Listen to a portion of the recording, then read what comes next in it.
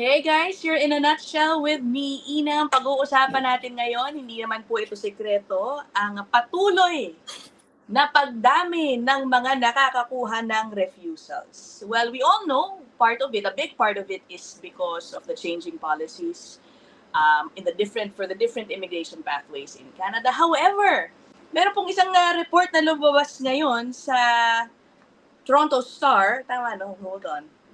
Toronto Star, saying na hindi lang yan ang dahilan kung bakit sobrang dami ngayon ang nakakakuha ng refusal.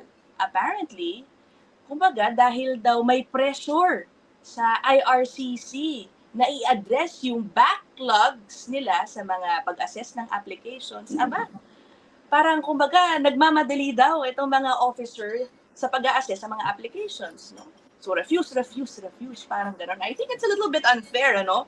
For the applicants who worked hard on their applications. Yan po ang ating pag-uusapan. Kasama ang ating suking nagbabalik from his vacation, immigration lawyer Lou Jansen Dangsalan. Hi, Lou. Welcome back. Hello. Fresh. Hindi naman. Mainit. Mainit. Okay. Aminin ko guys, I just informed Lou about this topic like half an hour ago. So medyo biglaan namin itong i-discuss. So thank you again, Lou. Always.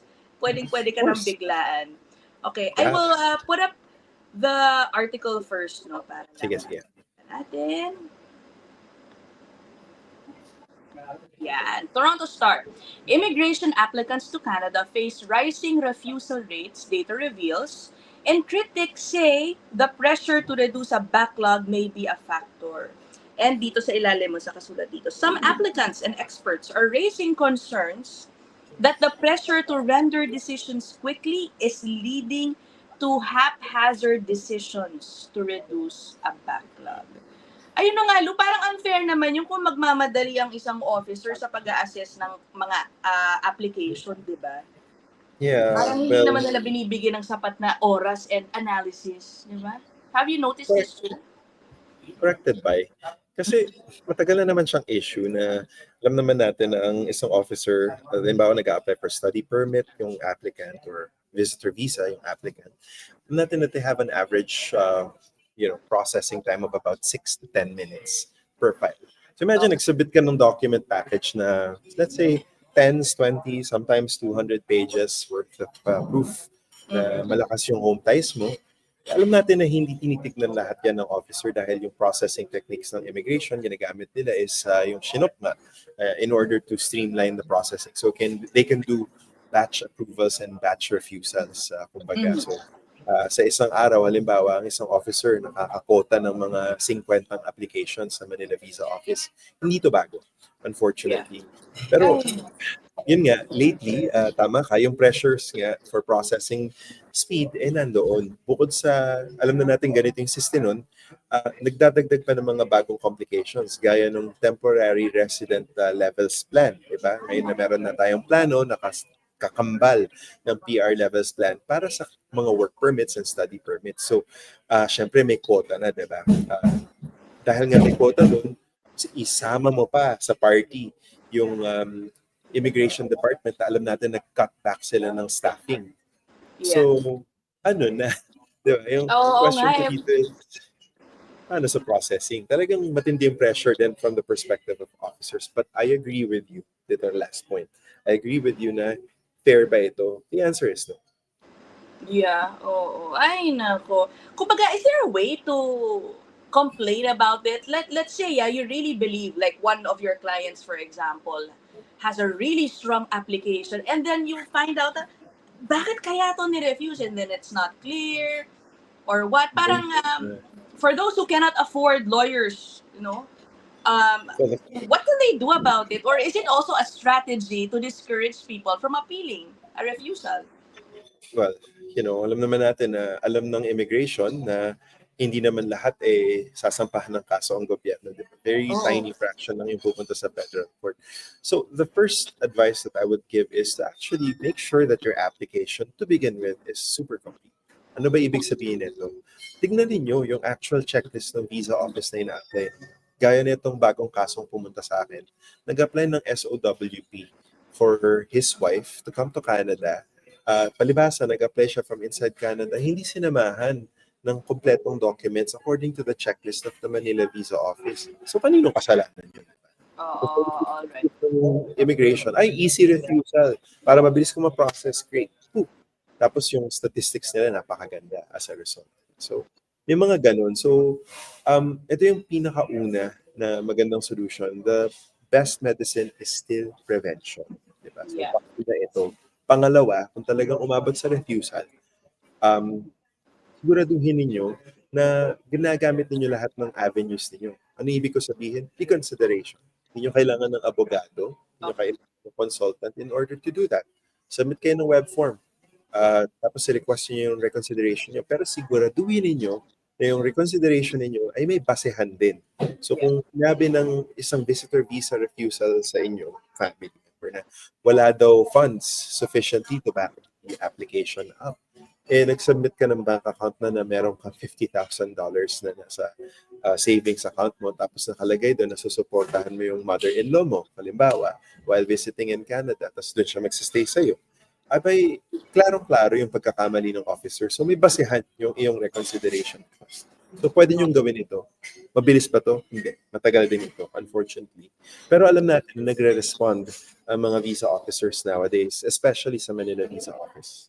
Alright. In a way, I think makakatulong din dito, Lou, yung recent policy na ngayon kasi kapag ikaw ay na-refuse, meron ng mas explained, mas detailed explanation on why you Officer's notes.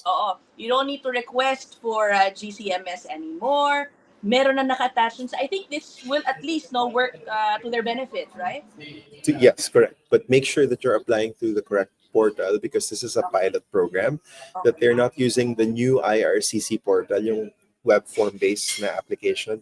You must submit it to the GCKey portal.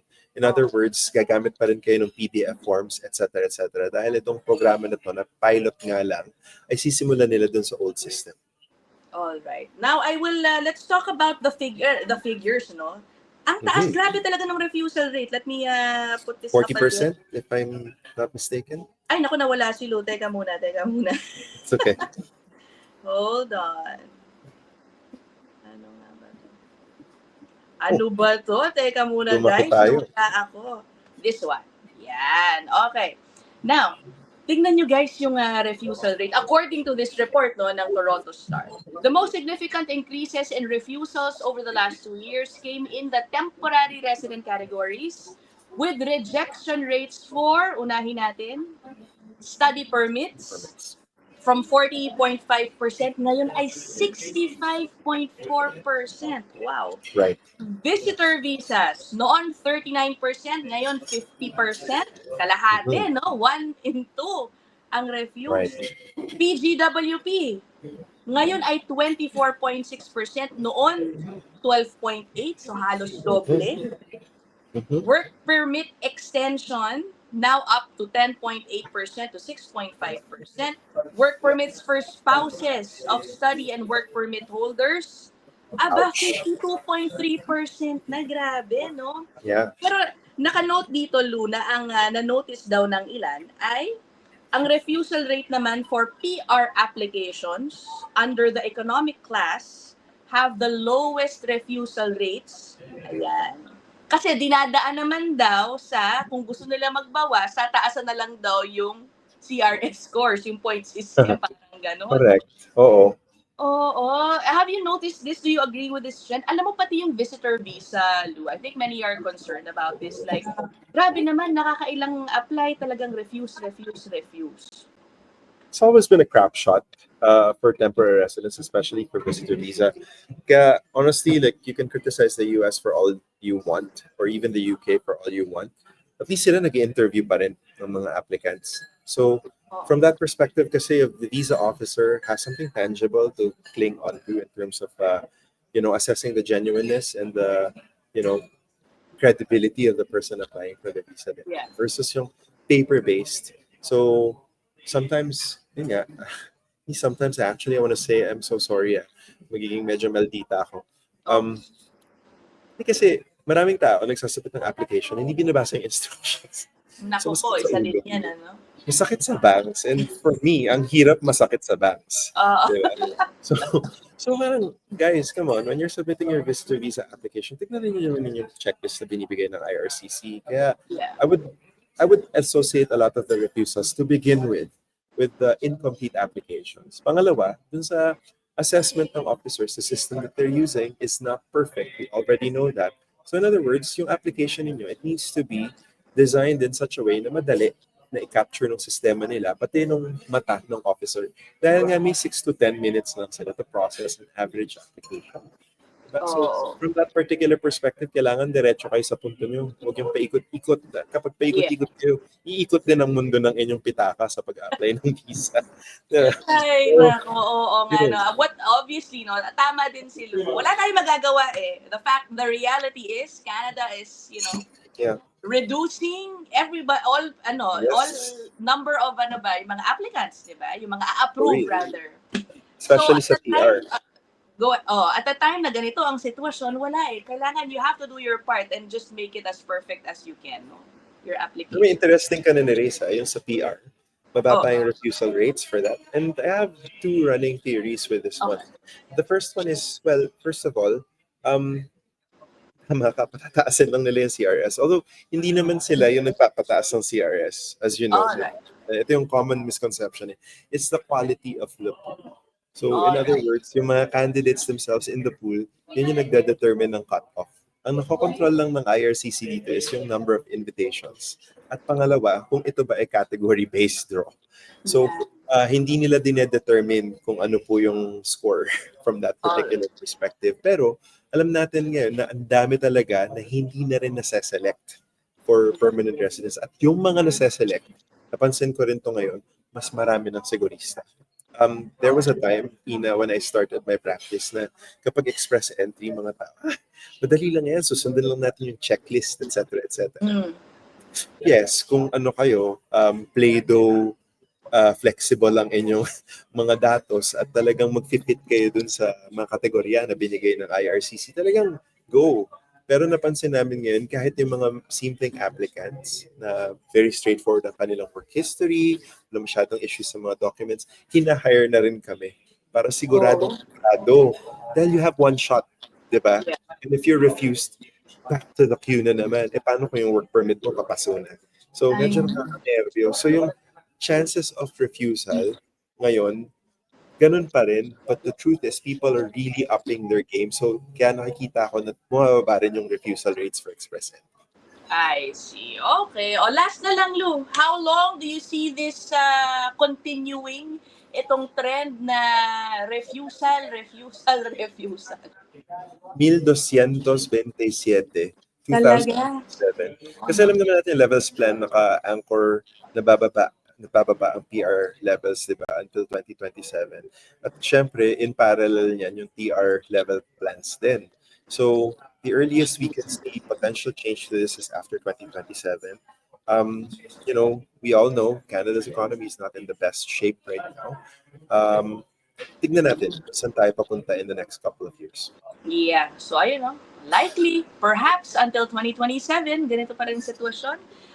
Okay, we will end this episode here. Lou, thank you so much. As always, Lou's email is down there. Yan, if you wanna consult with him, buka consult. Ayan po ang kanyang email. We will end this episode here. Maraming salamat sa inyo. I'll see you guys in the next one. Thanks, Lou. Bye! Bye!